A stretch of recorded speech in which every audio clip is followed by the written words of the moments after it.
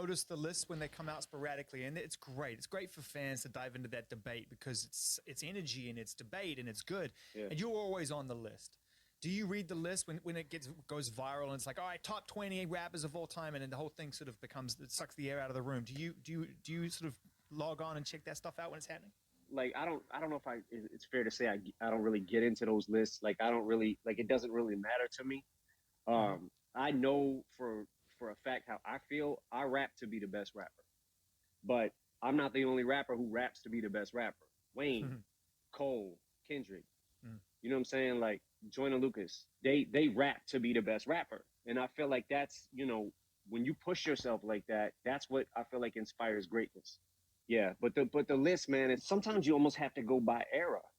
Well, let's talk about Nas for a second, because Halftime's on the list, and that's obviously for fans. That's on Illmatic 5 Mic Classic. Yeah, That's a real fans cut as well. Like when the debut album came out, Halftime had been out. It was actually already in existence. People knew about it, but he included it on the final track listing, which is something because that track listing is what, 10 songs in 36 minutes. It's so reduced and so essential. Why did you choose Halftime? And as someone who kind of, I guess, grew up being a fan of Nas before you were a contemporary of Nas's, what is it about him that you loved as a fan before you got to know him as the artist? there's too many moments that he had for me to even be able to count them. One of the reasons that I picked Halftime though is because there's some rhyme schemes on there that most rappers to this day probably can't do.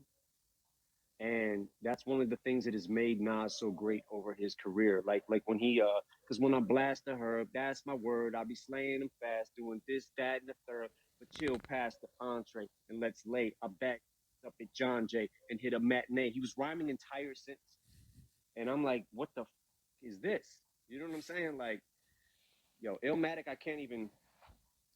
I mean, you know, everybody knows that is a classic, essential album.